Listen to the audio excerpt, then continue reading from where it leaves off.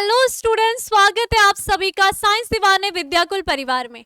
मैं शालिनी, आपकी biology educator, आज आप सभी के लिए लेकर आई हूँ चैप्टर नंबर 6 का एक नया टॉपिक, जिसमें कि हम पढ़ने वाले हैं हर्षे व चेस के प्रयोग को। तो ये क्वेश्चन एक ऐसा क्वेश्चन बनता है जो आपके बोर्ड एग्जाम में बहुत बार बन चुका है।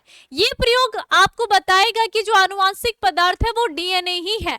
आप सभी को पता है कि लगातार पिछले जो हमारे 200 साल पहले या 100 साल पहले किसी को ये नहीं पता था कि आखिर रूपांतरित होने वाला पदार्थ या वंशागत होने वाला पदार्थ डीएनए है। अलग अलग वैज्ञानिकों ने उस समय अलग अलग अपने प्रयोगों के द्वारा बताया कि ये पदार्थ आनुवांशिक पदार्थ हो सकता है। जहां पर हमने सबसे पहला जो प्रयोग पढ़ा था वो पढ़ा था रूपांतरित सिद्धांत का, जो कि आपके फ्रेडरिक ग्रिफिथ जी ने दिया था। उन्होंने यहाँ पर बताया था, जब उन्होंने एक चूहे को लिया था और साथ ही साथ यहाँ पर लिया था जो स्ट्रेप्टोकोकस जीवाणु है उसके दो प्रभेद को, एस और आर प्रभेद को, जहां पर जो एस प्रभेद था वो रोग कारक था, जबकि आर प्रभेद क्या था, यहाँ पर वो रोग उत्पन्न नहीं कर रहा था। इन दोनों को एक साथ प्रवेश कराने पर यहाँ पर देखा था एस प्रभेद जो तापकृत था उसने अपने किसी पदार्थ को रूपांतरित कर लिया था आर प्रभेद पर, और आर प्रभेद ने उसी एस प्रभेद का रूप धारण करके उस चूहे को मार दिया था। तो ये जो रूपांतरित होने वाला पदार्थ था, इसका उस समय किसी को पता नहीं था कि आखिर कौन रूपांतरित हुआ था। उसके बाद भी 3 वैज्ञानिक आए थे जिन्होंने ये बताया था अपने प्रयोग से, जैव रासायनिक प्रयोग से, कि यहाँ पर ये जो पदार्थ है वो आनुवांशिक पदार्थ था। लेकिन जो अन्य वैज्ञानिकों थे वो इस बात को नहीं मानना चाह रहे थे। तो फिर उसके बाद यहाँ पर आए थे वैज्ञानिक हर्षे और मार्था जी। तो चलिए उनके यहाँ पर प्रयोग को देखते हैं आज की क्लास में, जिससे ये सिद्ध हो जाएगा कि हाँ, जो डीएनए है वही क्या है, आनुवांशिक पदार्थ है। यानी कि जिसे हम आज यहाँ पर आनुवांशिक पदार्थ के रूप में जान रहे हैं वो क्या है, डीएनए है। हमें तो पता है, लेकिन उस समय के वैज्ञानिकों को ये नहीं पता था, उस समय खोज जारी हो रही थी। ठीक है, तो ये बात आपने ध्यान रखनी है। आज हमें पता ही चल जाएगा कि आखिर यहाँ पर आनुवांशिक पदार्थ जो है वो क्या है, हमारा डीएनए है। तो ये ध्यान रखना, आनुवांशिक पदार्थ की खोज में आपने क्या क्या पढ़ लिया है। आपने आनुवांशिक पदार्थ की जो खोज हुई थी, ठीक है, ये जो खोज हुई थी ना, इसमें आपने देखा सबसे पहले हमारे फ्रेडरिक मिसर जी आए थे। ठीक है, फ्रेडरिक ग्रिफिथ, सॉरी, ठीक है, ग्रिफिथ। ये जो वैज्ञानिक आए थे इन्होंने अपना क्या दिया, रूपांतरित सिद्धांत दिया। ठीक है, और यहां पर डीएनए आनुवांशिक पदार्थ है जिसके बारे में आज आप पढ़ोगे। डीएनए ही आनुवांशिक पदार्थ है, आनुवांशिक पदार्थ है। इनका प्रयोग आज की क्लास में आप पढ़ोगे, जिसको जाना जाता है हर्षे व चेस के प्रयोग के नाम से। ठीक है, तो ये आपके क्वेश्चन भी बोर्ड एग्जाम में काफी बार पूछा जाता है, इस प्रयोग की व्याख्या कीजिए। तो इनके प्रयोग को हमने आज की क्लास में पढ़ना है। तो चलिए स्टार्ट करते हैं। ठीक है, सबसे पहले थोड़ी सी लाइन हम देख लेते हैं क्या, फिर मैं बताऊंगी, हम लैब में जाएंगे, प्रयोग करेंगे, है ना। जब तक लैब में नहीं गए आप लोग मेरे साथ, तब तक प्रयोग कैसे करोगे। तो हम वहां पर हर्षे और चेस बनेंगे और फिर हम उनका प्रयोग करेंगे और उसको बहुत ही बेहतरीन तरीके से आज की क्लास में समझेंगे। तो चलिए देखेंगे, यही बात है कि देखो यहाँ पर आनुवांशिक पदार्थ ही डीएनए है। ठीक है, लेकिन पहले प्रयोग करो, उसके बाद बताओ कि हाँ यही है, सिद्ध करना है यहाँ पर। ठीक है, तो डीएनए आनुवांशिक पदार्थ है, इसके बारे में किसने बताया था सुस्पष्ट, बहुत अच्छे से याद कर लेना ये नाम। देखो कौन, अल्फ्रेड हर्षे और मार्था चेस। अल्फ्रेड हर्षे और मार्था चेस। मार्था चेस कौन थी, एक वुमेन थी। ठीक है, तो इन्होंने क्या करा था, 1952 में प्रयोगों से बताया था, ठीक है, कि क्या है, जो डीएनए है वही आनुवांशिक पदार्थ है। अब इन्होंने अपने प्रयोग में क्या करा था, उन जीवाणु पर कार्य करा था जो जीवाणु को संक्रमित करते हैं। ठीक है, जिसे हमने क्या कहा, जीवाणु भोजी कहा। अब चलिए अलग अलग, पहले तो हमें पता चल गया हम किन के बारे में पढ़ रहे हैं, प्रयोग में आ जाओ। ठीक है, सबसे पहले मैंने कहा हम क्या पढ़ रहे हैं, हर्षे व चेस का प्रयोग। ठीक है, मार्था चेस का प्रयोग हम पढ़ रहे हैं। अब यहाँ पर पहले तो आप रिक्वायरमेंट लोगे, है ना, जब भी प्रयोग में जाओगे आपको क्या क्या चीजें यूज करनी है उन सबको ले लो और उसके बाद प्रयोग करना है, ठीक है। जब सारी चीजें आपके पास हो जाएगी उसके बाद फिर आपको प्रयोग करने में भी काफी ज्यादा आसानी हो जाएगी।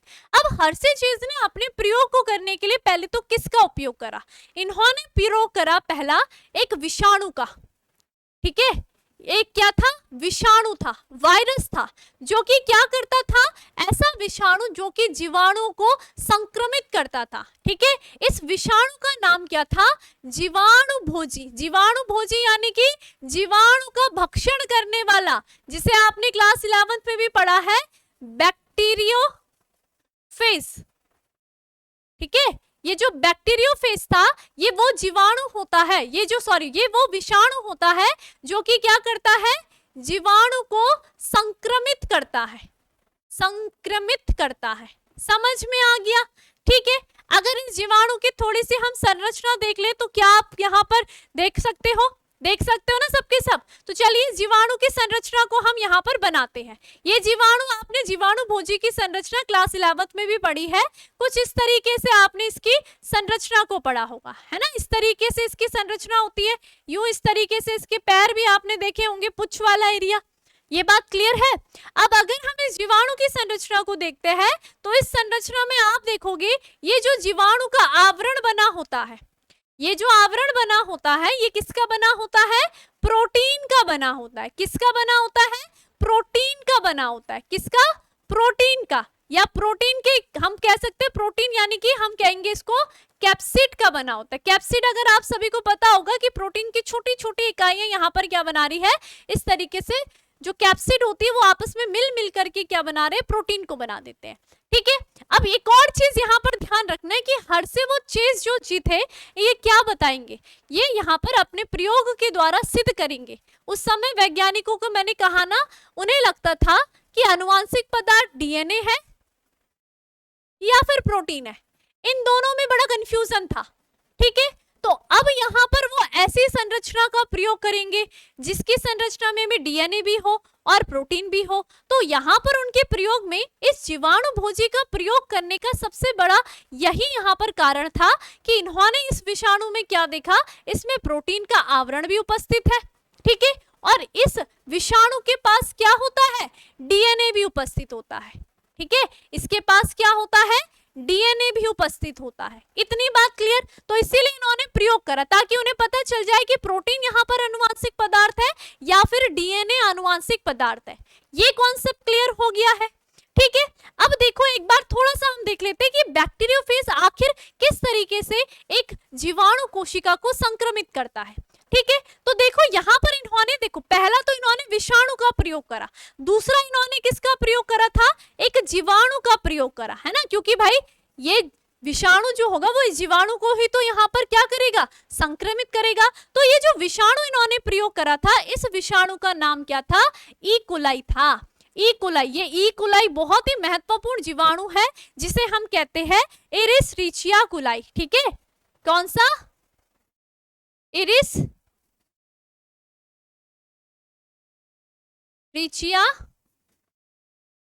कोलाई कहते हैं। नाम इसका पूरा नाम बहुत ही महत्वपूर्ण, आगे भी आप इसका नाम बार बार सुनोगे, हर वैज्ञानिक इसका प्रयोग करता है। इसके गुण ही होते हैं, इसका जीवन चक्र छोटा सा होता है, ठीक है, बहुत सारे गुण इसमें उपस्थित होते हैं, ठीक है। तो यहाँ पर उन्होंने इस जीवाणु भोजी के लिए क्या कर दिया है, एक जीवाणु को लेकर के आया। ये जीवाणु भोजी इसी जीवाणु को, ये जो ई कोलाई है ना, इसी को संक्रमित करेगा, ठीक है। तो इसलिए इन्होंने इसके लिए क्या ला लिया, एक जीवाणु भी ला लिया। अब अगर आप देखोगे कि ये जो जीवाणु भोजी होता है ना, क्या करता है, जब हम इस जीवाणु भोजी को क्या करेंगे, हमने माना बात यहाँ पर हमारा क्या है, ये एरिसरिचिया कोलाई है, ठीक है। ये क्या है, हमारा ई कोलाई जीवाणु है, ये ई कोलाई जीवाणु है, ठीक है। तो कैसे करता है ये संक्रमित, थोड़ा सा इस पॉइंट को पढ़ लो ताकि आगे क्लियर हो जाएगा। ये जीवाणु भोजी क्या करता है, इस एरिसरिचिया कोलाई को कैसे संक्रमित करता है, ये इसके यहाँ इस तरीके से यहाँ इसकी सतह पर बैठ जाता है, ठीक है। फिर देखो क्या कर रहा है, यहाँ पर क्या करता है, आप सबको अभी तक तो ये पता है ना कि अनुवांशिक पदार्थ डीएनए है, लेकिन मैं सिर्फ यहाँ पर बता रही हूँ ये कैसे संक्रमित करेगा ई कोलाई को। ये क्या कर लेगा, अपना जो अनुवांशिक पदार्थ है, आपको तो पता है कि अनुवांशिक पदार्थ डीएनए है, लेकिन यहाँ पर मैं बता देती हूँ, अनुवांशिक पदार्थ जो होता है वो क्या कर देगा, यहाँ से अपने अनुवांशिक पदार्थ को इस ई कोलाई में छोड़ देता है। ठीक है, अपने अनुवांशिक पदार्थ को क्या करेगा, इस ई कोलाई में छोड़ देगा। ठीक है, इस तरीके से कैसे संक्रमित कर रहा है ई कोलाई को, इसकी बात बता रही हूँ। बाकी का जो इसका शरीर होता है ना, ये बाहर पे ही रहता है। जैसे कि यहाँ पर हमें देखने के लिए मिलेगा, ये हमारा ई कोलाई है, ये हमारा ई कोलाई है।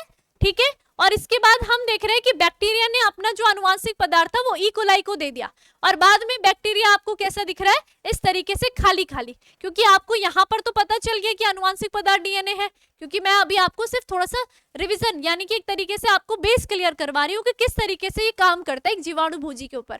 ठीक है, ठीक, बाद में हम प्रयोग से भी समझेंगे। अब इन्होंने क्या कर दिया, इस जीवाणु ने अपने अनुवांशिक पदार्थ को क्या करा है, इस ई कोलाई में डाल दिया है। तो ई कोलाई क्या करता है, ई कोलाई इसका ही रूप धारण करेगा। कैसे करेगा, ये ई कोलाई पता है क्या करेगा, ये ई कोलाई यहाँ पर ये अपना जब प्रोटीन बनाएगा, ठीक है, अपना जब प्रोटीन बना रहा होगा, अपने डीएनए का यहाँ पर जब द्विगुणन कर रहा होगा, तो ये क्या करता है, अब इसके यहाँ पर इसका भी डीएनए आ गया, इसका अनुवांशिक पदार्थ है, तो यहाँ पर ये इसका भी क्या करेगा, डीएनए का द्विगुणन करता रहेगा। ठीक है, तो जब इस ई कोलाई की संतति बनेगी, इसकी जब संतति बनेगी, ठीक है, तो इस संतति में क्या होगा, इसका अनुवांशिक पदार्थ होगा, और ये कैसा होगा, संक्रमित होगा। या तो वो इसको मार देगा या तो क्या करेगा, इसको संक्रमित करेगा। तो इस तरीके से ये काम करता है। ये जो ई कोलाई बना है, ये कैसा बना है, संक्रमित बना है। ठीक है, तो इस तरीके से काम करता है। ई कोलाई मरेगा नहीं, बल्कि क्या कर रहा है, उसकी संतति को बना रहा है, उस तरीके के विषाणु की संतति बना रहा है जो दूसरे जीवों में कॉज करेंगे बीमारियों को। क्लियर है, या उनको नष्ट करेंगे। ठीक है, बीमारी तो नहीं, नष्ट करने का काम करेंगे। ये बात करना है, आपने ध्यान रखनी है। ठीक है, तो आप वापस आ जाओ हर्शे और चेस के प्रयोग में। क्या करा था इन्होंने, देखो सबसे पहले मैंने क्या कहा, इन्होंने एक विषाणु का प्रयोग करा, जीवाणु भोजी का, और दूसरा क्या था, इन्होंने एक जीवाणु का प्रयोग करा। तो दो तो हमने पढ़ लिए। अब तीसरा क्या प्रयोग करा, तीसरे की बात हम देखते हैं। तीसरा इन्होंने क्या लिया, तत्वों को लिया। तीसरा क्या लिया इन्होंने, तत्वों को लिया। ठीक है, तत्व कौन कौन से लिए, एक इन्होंने क्या लिया, सल्फर लिया और एक फास्फोरस लिया। ठीक है, तत्व लिए इन्होंने दो, एक था इनका सल्फर और एक क्या होता है, फास्फोरस होता है। सल्फर अगर हम देखते हैं तो सल्फर क्या होता है, सल्फर अगर आप देखोगे तो सल्फर कितना होता है, 1632, इसका परमाणु क्रमांक 16 और परमाणु भार 32 है ना, और इसका कितना होता है 15 और इसका परमाणु भार 30 होता है। ये बात क्लियर है। लेकिन इन्होंने यहाँ पर ये जो सल्फर था और ये प्रोटीन था, पहले इसको ले आ क्यों, देखो सल्फर क्या होता है, ये प्रोटीन, ये क्या होता है, ये प्रोटीन की संरचना में उपस्थित होता है। कुछ प्रोटीन ऐसे भी होते हैं जिनमें सल्फर उपस्थित होता है। ठीक है, तो यहाँ पर इसलिए सल्फर को लिया, प्रोटीन को यहाँ पर फास्फोरस को क्यों लिया, क्योंकि फास्फोरस क्या होता है, आप सभी को पता है, ये जो फास्फोरस होता है आपने बहुत अच्छे से पढ़ा है ना, क्या डीएनए की संरचना में फास्फोरिक एसिड पढ़ा था, वो उपस्थित होता है। सल्फर किस में होता है, प्रोटीन में उपस्थित होता है। तो इसीलिए इन्होंने इन दोनों तत्वों को लिया। लेकिन इन्होंने क्या करा था, यहाँ पर इन तत्वों को, ये जब क्या होंगे, जब जीवाणु भोजी हमारी विषाणु को, जो जीवाणु होगा उसको संक्रमित करेगा, तो इनकी पहचान होनी चाहिए कुछ ना कुछ। तो यहाँ पर इन्होंने क्या कर दिया, इस सल्फर को और इस फास्फोरस को रेडियो एक्टिव बना दिया। ठीक है, रेडियो एक्टिव एक तरीके से समझो कि एक चमकीलादार बना दिया। ठीक है, कैसे, देखो सल्फर को लिया, सल्फर को रेडियो एक्टिव बनाएंगे, रेडियो एक्टिव बनाएंगे तो सल्फर का क्या हो जाएगा, परमाणु क्रमांक तो सेम रहेगा लेकिन उसका भार बदल जाएगा, है ना, थोड़ा चमकीला सा बन रहा है। तो कैसे बन जाएगा ये बन जाएगा आपका क्या, X16 और ये 35। ठीक है, इसका परमाणु क्रमांक क्या होगा, सेम रहेगा, लेकिन इसका भार क्या हो जाता, बढ़ गया। अब यहाँ पर फास्फोरस के साथ भी यही हुआ, इसको अगर रेडियो एक्टिव बनाया तो इसके साथ क्या हुआ, ये फास्फोरस कितना था 15, लेकिन इसका परमाणु भार बढ़ करके कितना हो गया है, 32 हो गया है। तो ये क्या हो गया, यहाँ पर इन्होंने लैब में अपने सल्फर और रेडियो एक्टिव फास्फोरस को बना दिया। तो यही इन्होंने अपने प्रयोग में प्रयोग भी किया था, क्या, रेडियो एक्टिव सल्फर और रेडियो एक्टिव फास्फोरस को। अब पहले क्या करेंगे, यहाँ पर जैव संवर्धन करते हैं। ये जो सल्फर और ये फास्फोरस है ना, इससे ये दो जीवाणु बना देंगे। कैसे वाले, इनके आवरण और इनके डीएनए में देखो अंतर कैसे दिखता है। ए जीवाणु बना, पहले मैं ए जीवाणु बनाती हूँ और एक क्या बनाती हूँ, बी जीवाणु बनाती हूँ।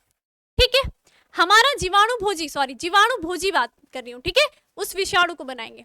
तो देखो पहले ए जीवाणु भोजी बनाते हैं, तो ये कुछ इस तरीके से है, ये क्या है, कुछ इस तरीके से है, ठीक है।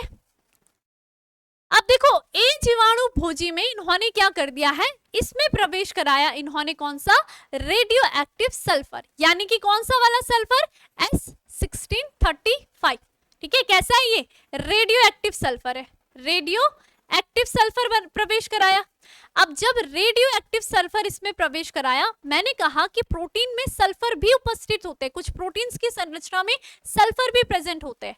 तो जब यहाँ पर ये जो रेडियो एक्टिव सल्फर इस जीवाणु में प्रवेश हुआ होगा, और आप सभी को पता है कि इस जीवाणु का आवरण ही किसका बना है, प्रोटीन का बना हुआ है, तो इसका मतलब रेडियो एक्टिव जाकर के कहा, इसके जो आवरण प्रोटीन बना हुआ है इसको क्या कर लेगा, चमकीला बना देगा, है ना, इसको क्या बना देगा, यहाँ पर ये हाईलाइट हो गया, यानी कि ये कैसा बन गया है, चमकीला बन गया है, क्लियर। जबकि इसका डीएनए इसके अंदर इसी प्रकार से है। तो पहला वाला जो जीवाणु भोजी बना वो कैसा बना, वो सल्फर रेडियो एक्टिव वाला बना, यानी कि उसका जो प्रोटीन का आवरण था वो चमकदार रहा, ठीक है। दूसरे की बात करते हैं, दूसरा जीवाणु लिया, ठीक है, दूसरा जीवाणु ले लेते हैं। अब दूसरे जीवाणु में क्या होगा, देखो दूसरा जीवाणु लिया, ठीक है, ये सॉरी दूसरा जीवाणु भोजी लिया, भोजी याद रखना, ठीक है, क्योंकि हम विषाणु की बात कर रहे हैं। तो ये जीवाणु भोजी था, और अब इसमें क्या कर दिया, इसमें इन्होंने प्रवेश कराया क्या, रेडियो एक्टिव फॉस्फोरस, ठीक है, क्या कराया, रेडियो एक्टिव फॉस्फोरस। अब रेडियो एक्टिव फॉस्फोरस वही फॉस्फोरस 1532 ये वाला, ठीक है। अब यहाँ पर जब इसको प्रवेश कराया तो इसका जो आवरण था, प्रोटीन का आवरण था, ये तो सिंपल ही रहेगा। फॉस्फोरस किसकी संरचना में प्रेजेंट होता है, डीएनए की ना, तो इसका मतलब ये जो रेडियो एक्टिव फॉस्फोरस होगा ये कहाँ पर काम करेगा, ये डीएनए पर काम करेगा, यानी कि इसका जो डीएनए बनेगा वो कैसा बनता है, वो काफी ज्यादा चमकदार बन गया है ना, क्योंकि उसमें फॉस्फोरस ने एंट्री मार दी, और यहाँ पर जो इसका डीएनए बना वो कैसा बना, यहाँ पर चमकदार सा बन गया। समझ में आ गया क्या किया यहाँ पर हुआ, कि सबसे पहले हमने देखा जो हर्शे और चेस जी थे, इन्होंने अपने प्रयोग में एक जीवाणु भोजी लिया। ये जीवाणु भोजी की संरचना में प्रोटीन का आवरण होता है और डीएनए आनुवांशिक पदार्थ मध्य में इसमें आपको दिखाई देगा। उसके साथ ही इन्होंने एक ई कोलाई भी लिया, ठीक है। लेकिन अभी जीवाणु भोजी को थोड़ा सा सुंदर बनाना है, इसके प्रोटीन कवर अब हमें दो जीवाणु लेकर के इन दोनों में अंतर कैसे पता करें, ये पता करने के लिए इन्होंने कुछ रेडियो एक्टिव तत्वों को लिया। एक लिया रेडियो एक्टिव सल्फर। ये रेडियो एक्टिव सल्फर को जब जीवाणु भोजी में डाला तो यहाँ पर जो उस जीवाणु भोजी का जो आवरण था प्रोटीन का वो काफी चमकदार बन गया, ठीक है। दूसरा क्या करा, उन्होंने फास्फोरस लिया, और कैसा लिया, रेडियो एक्टिव फास्फोरस लिया, और उस रेडियो एक्टिव फास्फोरस को क्या कर दिया, दूसरे जीवाणु भोजी में डाल दिया, जिसके कारण उस जीवाणु भोजी का जो आनुवांशिक पदार्थ अभी तक हमें पता नहीं है, लेकिन वो जो डीएनए था, क्योंकि फास्फोरस डीएनए की संरचना में प्रेजेंट होता है, तो वहां पर जो डीएनए बना वो कैसा बना, चमकदार बना। हमारे पास अब क्या आ गए हैं, दो जीवाणु आ गए हैं। दोनों जीवाणु में, एक जीवाणु में उसका प्रोटीन का आवरण चमकदार है और एक जीवाणु में उसका क्या है, डीएनए क्या है, चमकदार है। कॉन्सेप्ट क्लियर है, ठीक है। अब रेडियो एक्टिव क्या कर रहे हैं, परमाणु भार को बढ़ा रहे हैं ना, तो यानी कि इसमें क्या बढ़ा है, इसमें जो इसका प्रोटीन का आवरण है उसका भार ज्यादा है ना, और यहाँ पर क्या इसके डीएनए का भार ज्यादा होगा, क्लियर। अब चलो, अब यहाँ पर हम क्या करेंगे, ये जो हमारे दो जीवाणु भोजी है इसको हम संक्रमित करवाते हैं। इसको हम क्या करेंगे, ये संक्रमण करने जाएगा किसके ऊपर, हमारे जीवाणु के ऊपर, यानी कि ई कोलाई के ऊपर, ठीक है। तो चलिए फिर ई कोलाई के ऊपर, तो अब हम इसको क्या करेंगे, प्रयोग को करके देखते हैं कि आखिर जब हमने जीवाणु भोजी को ई कोलाई में डाला तो किस तरीके से वो ई कोलाई को संक्रमित करता है, और फिर लास्ट में देखेंगे कि आनुवांशिक पदार्थ कौन है, प्रोटीन है या फिर डीएनए है। तो चलिए फिर यहाँ पर जो हमारे वैज्ञानिक थे उन्होंने यहाँ पर क्या किया है, प्रयोग किया है। प्रयोग में इन्होंने क्या ले लिया है, एक साइड उन्होंने ऐसा जीवाणु भोजी लिया है जिसका जो प्रोटीन का आवरण है वो क्या है, बड़ा ही चमकदार है।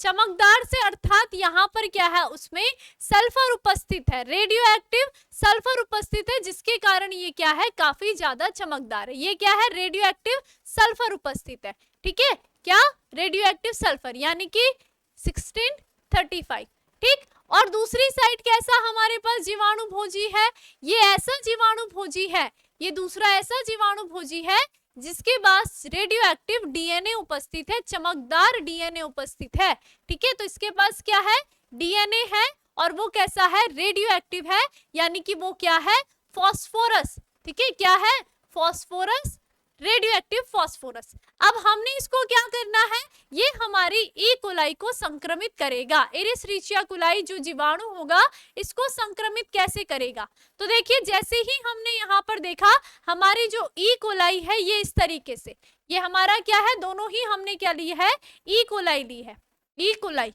E coli.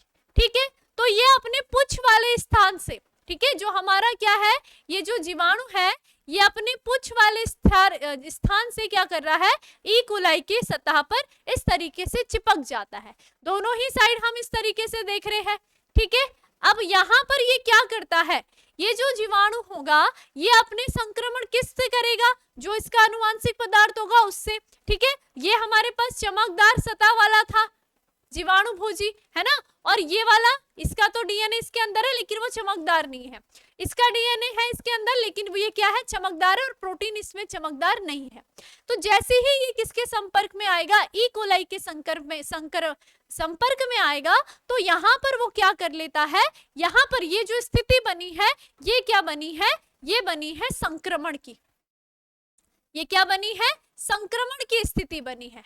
संकरण के पश्चात जब ये अपने आनुवांशिक पदार्थ को इस ई कोलाई को दे देगा, ठीक है, इसने क्या कर दिया, अपने आनुवांशिक पदार्थ को ई कोलाई को दे दिया। ठीक है, यहाँ पर ई कोलाई को क्या दे दिया, अपना आनुवांशिक पदार्थ दे दिया है, तो इसको हम क्या कहते हैं, अनावर्त कर दिया है। इसने क्या कर दिया है, अनावर्त कर दिया है, किसमें, यहाँ पर ई कोलाई में अपने आनुवांशिक पदार्थ को। अभी हमें पता नहीं है वो प्रोटीन है या फिर वो डीएनए है, हम अभी पता करेंगे। जो रेडियो एक्टिव हमें क्या दिखेगा इस ई कोलाई में, जब हम इस अनावर्त के बाद इस ई कोलाई को क्या करेंगे, अपकेंद्रण विधि करेंगे इसमें, है ना, इस ई कोलाई में हम क्या करेंगे, अपकेंद्रण की विधि करेंगे। इसको एक सॉल्यूशन में डाल करके हम इसको ऐसे घोल देंगे, घोल मिलाएंगे, और फिर उस सॉल्यूशन का जब हम क्या करेंगे, परीक्षण करेंगे, तो उसके पश्चात हम देखते हैं कि ई कोलाई की संरचना में हमें क्या दिखता है। अगर ई कोलाई की संरचना में हमें रेडियो एक्टिव सल्फर नजर आया तो इसका मतलब प्रोटीन यहाँ पर क्या होगा, आनुवांशिक पदार्थ होगा। और अगर ई कोलाई की संरचना में रेडियो एक्टिव डीएनए नजर आया तो इसका मतलब यहाँ पर क्या होगा, यानी कि यहाँ पर रेडियो एक्टिव फास्फोरस नजर आया तो इसका मतलब ये हो जाएगा कि डीएनए ही आनुवांशिक पदार्थ है। तो जब यहाँ पर अपकेंद्रण करा, इस ई कोलाई को घुमाया और फिर एक कोलाई को हमने एक जार में देखा, दोनों के लिए ही हमने जार लिया, तो हम क्या देखते हैं कि जो ये पहला वाला ई कोलाई था जिसमें हमने सल्फर, रेडियो एक्टिव सल्फर का प्रयोग करा, तो ई कोलाई तो क्या हो गया, यहाँ नीचे आ गया। ठीक है, यहाँ क्या हो गया, नीचे आ गया। ठीक है, तो ये क्या है, ये है हमारा ई कोलाई है। ठीक है, ये ई कोलाई इस तरीके से नीचे आ गया है। ठीक है, इसमें भी हमने देखा कि यहाँ पर क्या हो गया, जो ई कोलाई था वो क्या हो जाएगा, नीचे आ जाएगा, भारी होता है। ठीक है, और जो क्या होता है लिक्विड में ऊपर की साइड रहता है वो क्या रहेगा, ये यहाँ पर जीवाणु भोजी के अन्य भाग रहते हैं। ठीक है, तो यहाँ पर क्या होगा, ये पदार्थ होगा। इतनी बात क्लियर। अब देखो यहाँ पर क्या दिखता है, जब हम इस ई कोलाई का परीक्षण करते हैं, यहाँ पर ये जो नीचे बैठा हुआ ई कोलाई है इसकी संरचना का परीक्षण करते हैं, तो यहाँ पर हमें किसी भी प्रकार का कोई भी रेडियो एक्टिव पदार्थ नहीं दिखता है। यहाँ पर नो रेडियो एक्टिव एलिमेंट। ठीक है, यहाँ पर किसी भी प्रकार का कोई भी रेडियो एक्टिव पदार्थ नहीं दिखता है। हमें लग रहा था कि क्या होगा कि यहाँ पर क्या है, यहाँ पर रेडियो एक्टिव पदार्थ हमने ये लिखाया है ना, ये दिया था। ठीक है, फिर जब ये ई कोलाई में प्रवेश हुआ तो इसने अपने आनुवांशिक पदार्थ को यहाँ पर डाला, लेकिन आनुवांशिक पदार्थ तो हमने रेडियो एक्टिव नहीं बना रखा है। ठीक है, तो यहाँ पर क्या हुआ, ये जो प्रोटीन था, ये जो प्रोटीन की कवरिंग थी ये ई कोलाई में नहीं दिखी, तो यहाँ पर पता चल गया कि इस जीवाणु भोजी ने ई कोलाई में अपना प्रोटीन नहीं डाला है। क्लियर हो गई है। तो यहाँ पर पता चला कि जो प्रोटीन है वो आनुवांशिक पदार्थ नहीं है, क्योंकि जीवाणु ने यहाँ पर अपने प्रोटीन का अनावर्त नहीं करा इकोलाई के ऊपर, बल्कि जो उसका आनुवांशिक पदार्थ है उसका उसने अनावर्त करा है उस इकोलाई के ऊपर। अब वो आनुवांशिक पदार्थ को हमने यहाँ पर कलर तो करा नहीं है। जब हमने फिर डीएनए में देखा, हमने जब यहाँ पर फास्फोरस वाले केस में देखा, जहां पर हमने अपने डीएनए को, ये जो डीएनए था जीवाणु भोजी का, इसको रेडियो एक्टिव करा था। तो जब हमने इसके ई कोलाई का जब हमने यहाँ पर अपकेंद्रण करा, उसके पश्चात जो इसका ई कोलाई बैठा था, तो यहाँ पर क्या देखने के लिए मिला, इस ई कोलाई का परीक्षण करने पर देखने के लिए मिला कि इसमें क्या था, कुछ तो क्या था, रेडियो एक्टिव पदार्थ था। और आप सभी को पता है कि यहाँ पर वो रेडियो एक्टिव पदार्थ क्या था जो हमने यहाँ पर यूज करा था, वो जो था फास्फोरस 1532, है ना, यानी कि रेडियो एक्टिव फास्फोरस उपस्थित था। अब यहाँ पर रेडियो एक्टिव फास्फोरस उपस्थित था, तो इसका मतलब जब अनावर्त की क्रिया हुई होगी, जब इस जीवाणु भोजी ने इस ई कोलाई को संक्रमित किया होगा, तो इसने अपना जो आनुवांशिक पदार्थ था, वो जो चमकीला हमने आनुवांशिक पदार्थ बनाया था, उसको क्या करा था, ई कोलाई में स्थानांतरित करा। इसीलिए जब ई कोलाई का अपकेंद्रण किया गया, तो उसकी संरचना में हमें क्या दिखा, उसकी संरचना में जो डीएनए था वो कैसा था, रेडियो एक्टिव था, यहाँ पर चमकदार था। समझ में आ गया। प्रोटीन यहाँ पर नजर नहीं आया, तो इसका मतलब प्रोटीन क्या नहीं है, यहाँ पर प्रोटीन का कोई भी अनावर्त नहीं हुआ है, प्रोटीन आगे नहीं जा रहा है इकोलाई में। तो इसका मतलब ये प्रोटीन जो होगा, यहीं पर पता चल गया कि ये आनुवांशिक पदार्थ नहीं है, बल्कि आनुवांशिक पदार्थ क्या है, हमारा डीएनए है, जिसको हमने यहाँ पर रेडियो एक्टिव बना करके डाला था। तो यही क्या था, हमारे हर्ट्जे और चेस का नियम था, और इस नियम से सिद्ध हो गया था कि जो डीएनए है, ये जो डीएनए होता है, यही क्या है, एक आनुवांशिक पदार्थ है। समझ में आ गया। अब इसी बुक को अगर आपने बुक से डायग्राम से देखोगे तो वही बात है। ये देखो, एक जीवाणु भोजी लिया है, ठीक है, दो जीवाणु भोजी है, ये ए है और ये बी है, ठीक है। तो देखो, पहले इस जीवाणु भोजी को क्या कर दिया है, इसमें देखो क्या ऐड कर रखा है, इसमें यहाँ पर रेडियो एक्टिव सल्फर ऐड कर रखा है ना, रेडियो एक्टिव सल्फर है, इसलिए इसका प्रोटीन आपको रेड कलर में दिख रहा है। और यहाँ पर क्या कर रखा है, यहाँ पर रेडियो एक्टिव फास्फोरस ऐड कर रखा है, ठीक है, जो कि डीएनए में आपको दिख रहा होगा। अब देखो, जैसे ही पहली क्रिया क्या हुई, संक्रमण की क्रिया हुई, तो संकरण में क्या हुआ, यहाँ पर ये बैक्टीरियोफेज जो था, जीवाणु भोजी था, उसको ई कोलाई में यहाँ पर प्रवेश कराया, ठीक है। तो ये इस तरीके से यहाँ पर आ गया, ठीक। अब यहाँ हो चाहे यहाँ हो, दोनों में यहाँ पर क्या करेगा, जीवाणु भोजी अपने आनुवांशिक पदार्थ को स्थानांतरित करता है, उसको ई कोलाई को संक्रमित करने के लिए। तो यहाँ पर भी उसने कुछ ना कुछ अपना जो आनुवांशिक पदार्थ था उसको अनावर्त कर दिया है ना, अनावरण कर दिया है, तो यहाँ पर भी कर दिया है। अब यहाँ लास्ट में देखो, कोशिकाओं में विकिरण 35 यानी कि रेडियो एक्टिव सल्फर का पता नहीं लगा, ठीक है। यहाँ पर जो ई कोलाई थी, जब इसके अपकेंद्रण के बाद परीक्षण किया गया, तो यहाँ पर सल्फर एब्सेंट था, इसलिए यहाँ पर ये पता चल गया कि जो प्रोटीन होगा वो क्या नहीं है, वो ई कोलाई में आया ही नहीं है। तो इसका मतलब आनुवांशिक पदार्थ ये नहीं है। लेकिन इस केस में हमने देखा कि यहाँ पर फास्फोरस, रेडियो एक्टिव फास्फोरस जो हमने यहाँ डीएनए में प्रवेश कराया था, वो यहाँ पर ई कोलाई में नजर आया। तो इससे पता लग गया कि जो वो आनुवांशिक पदार्थ स्थानांतरित हुआ था ई कोलाई में, वो कौन था, वो था यहाँ पर क्या, डीएनए, ठीक है। यहाँ पर भी तो डीएनए ही आया है, लेकिन इसको हमने चमकदार थोड़ी भी बनाया था, या तो हमने प्रोटीन चमकदार बनाया था। इसमें इसलिए पता चला क्योंकि यहाँ पर चमकदार हमने किसे बनाया था, डीएनए को बनाया था, और इससे सिद्ध हो गया कि डीएनए ही एक क्या है, आनुवांशिक पदार्थ है। ये कॉन्सेप्ट क्लियर है, इसी को आप अच्छी तरीके से एक्सप्लेन कर सकते हो अपने शब्दों में, ठीक है। तो यही बात लिखी गई है, जिस विषाणु को विकिरण सक्रिय फास्फोरस की उपस्थिति में पैदा किया गया, उसमें विकिरण सक्रिय डीएनए पाया गया, जबकि विकिरण सक्रिय प्रोटीन नहीं था, क्योंकि डीएनए में फास्फोरस होता है, प्रोटीन नहीं। ठीक इसी तरह से विषाणु जिसे विकिरण सक्रिय सल्फर की उपस्थिति में पैदा किया गया, उसमें क्या था, विकिरण सक्रिय प्रोटीन पाई गई। इस डीएनए विकिरण सक्रिय नहीं था, क्योंकि डीएनए में सल्फर नहीं था, ठीक है। तो ये चीजें आप अपने यहाँ पर अपने शब्दों में भी बहुत अच्छे से एक्सप्लेन कर सकते हैं। तो विकिरण सक्रिय जीवाणु भोजी ई कोलाई जीवाणु से चिपक जाता है। जैसे संक्रमण आगे बढ़ता है, जीवाणु को सम्मिश्र में हिलाने से विषाणु आवरण अलग हो जाता है।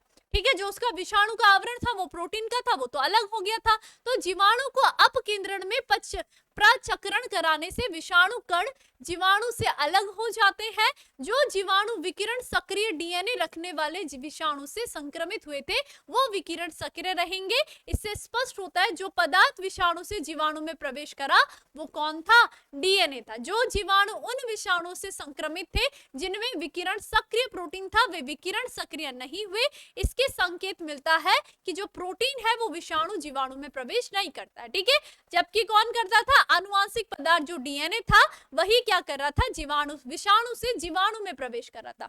ये लाइन आप अपनी मर्जी से बहुत अच्छे से लिख सकते हो। ठीक है, तो मैंने कुछ नहीं कहा, कुछ नहीं है इस प्रयोग में। हर्षे और चेज़ ने जो प्रयोग दिया था उन्होंने जीवाणु भोजी विषाणु का प्रयोग करा था और एक ई कोलाई जीवाणु का प्रवेश करा था। साथ ही साथ तत्वों का यूज किया था, रेडियो एक्टिव सल्फर और रेडियो एक्टिव आपके जो फास्फोरस है उसका। फिर उन्होंने क्या करा, दो जीवाणु लिए, एक को क्या बनाया, उसके प्रोटीन के आवरण को रेडियो एक्टिव बना दिया यानी कि रेडियो एक्टिव सल्फर को प्रवेश कराकर, और एक जीवाणु के जो डीएनए है उसको क्या कर दिया है, रेडियो एक्टिव बना दिया, चमकदार बना दिया है। अब इन्होंने इन दोनों जीवाणु को लेकर के क्या कराया, ई कोलाई में संक्रमण कराया। संक्रमण के पश्चात इन दोनों जीवाणु ने अपना जो भी अनुवांशिक पदार्थ था उसको कहाँ डाल दिया, ई कोलाई में डाल दिया।